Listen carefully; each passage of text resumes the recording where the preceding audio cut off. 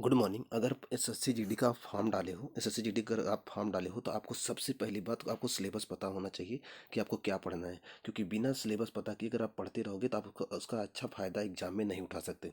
तो एग्जाम में अच्छा फ़ायदा उठाना है तो आपको पता करना होगा सिलेबस क्या है। तो मैं आप आज की वीडियो में आपको बताऊँगा कि आपको हिंदी में क्या पढ़ना है। ठीक है, हिंदी का पता कर लो सिलेबस। उसके बाद मैं आपको नेक्स्ट वीडियो में आपको जीएस में बता दूंगा क्या पढ़ना है।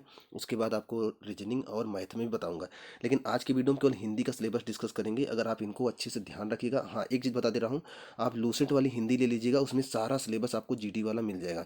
तो जो सिलेबस बताने चल रहा हूँ उसको आप उसमें टिक करके एक दो बार अच्छे से पढ़ डालिए। उसके बाद आप तैयारी करोगे, मतलब टेस्ट लगाओगे तो अच्छा नंबर आएगा। और हाँ, इस चैनल पर भी सुबह 5:30 बजे टेस्ट होता है, तो आप इस चैनल पर भी आ सकते हो सुबह 5:30 बजे।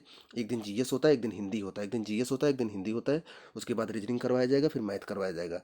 आपका एग्जाम से पहले पहले बहुत सारी तैयारी करवा दी जाएगी। तो चलिए आज आपको बताते हैं कि हिंदी के सिलेबस में आपको क्या क्या पढ़ना है एसएससी जीडी के लिए।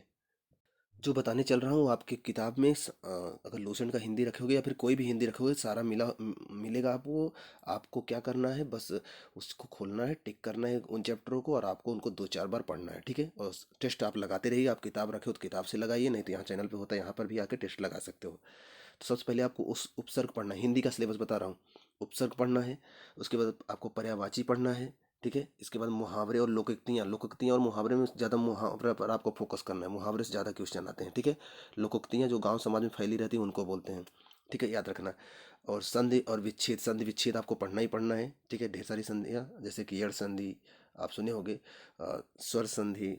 तो ये सब आप संधियाँ, विसर्ग संधि, तो ये संधियाँ पढ़ना है आपको। प्रत्यय, उपसर्ग पढ़ रहे हो तो आपको प्रत्यय भी पढ़ना पड़ेगा। ओके, समास और संज्ञा जरूर पढ़ना है। आपको सारा सिलेबस आपकी किताब में मिल जाएगा। इसके अलावा विलोम शब्द तो पढ़ना है। जब आप पर्यायवाची पढ़ोगे तो आपको विलोम शब्द भी पढ़ना पड़ेगा। ठीक है, और शब्द युग्म साथ में रहता है, उसको पढ़ना है। और अनेकार्थक शब्द, एक शब्द दिया रहेगा उसके कई अर्थ होंगे। जैसे मैंने आपको बता दूं, जैसे एक शब्द का कर, जैसे मैं एक बता रहा हूँ उदाहरण। तो कर मीन्स होता है टैक्स, आप सुने होंगे, टैक्स लगता है तो उसे कर बोलते हैं। और कर मीन्स होता है हाथ भी होता है। तो ऐसे एक शब्द जिसके कई अर्थ होते हैं ना, तो उसको बोलते हैं अनेकार्थी शब्द। तो आपकी किताब में होगा, लूसेंट वाले में है। ठीक है, तो उसको भी पढ़ना है।